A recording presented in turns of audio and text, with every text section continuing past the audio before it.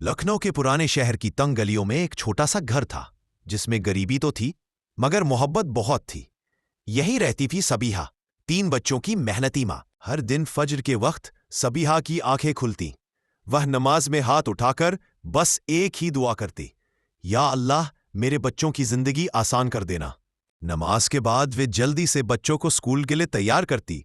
फटे बस्ते, पुराने कपड़े, लेकिन मुस्कान कभी कम नहीं होती। अयान अपने टूटे हुए बैग को गमछे से बांधता और कहता, अम्मी चिंता मत कीजिए, मैं इसे ठीक कर लूंगा।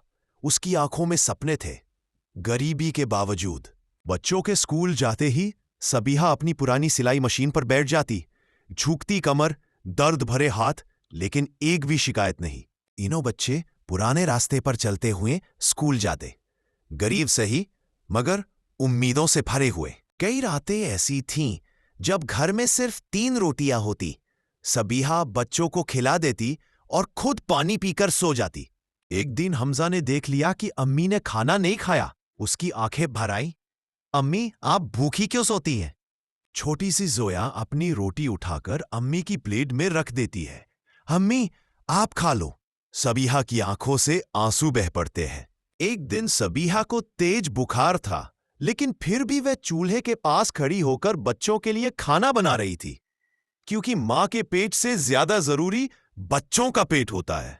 रात को तीनों बच्चे अपनी अम्मी के पैर दबाते। कमरे में सन्नाटा था, लेकिन उस सन्नाटे में भी मोहब्बत बोल रही थी। 8 साल गुजर गए, बच्चे बड़े हो रहे थे और मां बूढ़ी, लेकिन उसके सपने अभी भी जवान थे। अयान ने 12वीं में टॉप किया। पूरा मोहल्ला कह रहा था सबीहा की मेहनत रंग लाई। जब पत्रकार ने पूछा, तुम्हारी सफलता का राज क्या है? अयान ने मुस्कुराकर कहा, मेरी मां की दुआ। अयान नौकरी के इंटरव्यू में गया। आत्मविश्वास उसके चेहरे पर साफ दिखाई दे रहा था। उसे अपनी मां पर यकीन था और दुआओं पर भरोसा। इंटरव्यू से ठीक पहले वो मस्जिद गया।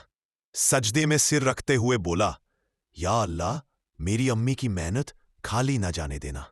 और अल्लाह ने सुन ली। अयान को बड़ी नौकरी मिल गई। वह खुशी से भागता हुआ घर पहुंचा। अम्मी अब आप कोई काम नहीं करेंगी। अयान एक आरामदायक कुर्सी लेकर आया, वही कुर्सी जिस पर बैठने की अम्मी ने जिंदगी में कभी हिम्मत नहीं की थी। जब सबीहा उस कुर्सी पर बैठी तो उसकी आंखों से खुशी के आंसू बह निकले। उसने आसमान की तरफ देखा। या अल्लाह शुक्र है। एक सुबह उसने तीनों बच्चों को अपने पास बुलाया। सिर पर हाथ रखकर बोली, अगर मेरी मेहनत में कोई कमी रह गई हो तो मुझे माफ कर देना। फिर एक दिन सबीहा ने आखिरी बार मुस्कुराते हुए कहा, अल्लाह तुम्हें खुश रखे बेटा। और उसकी सांसें थम गईं। पूरा मोहल्ला जनाजे में उमड़ पड़ा। हर कोई कह रहा था, ये औरत बहुत महान थी।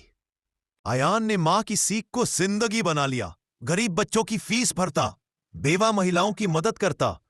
हर बार सिर्फ एक ही बात कहता, ये मेरी अम्मी की तरफ से है। और आज भी जब भी उसे किसी मुश्किल का सामना होता है, वह आसमान की तरफ देखता है और कहता है, अम्मी आपकी दुआ साथ हो तो हर रास्ता आसान है।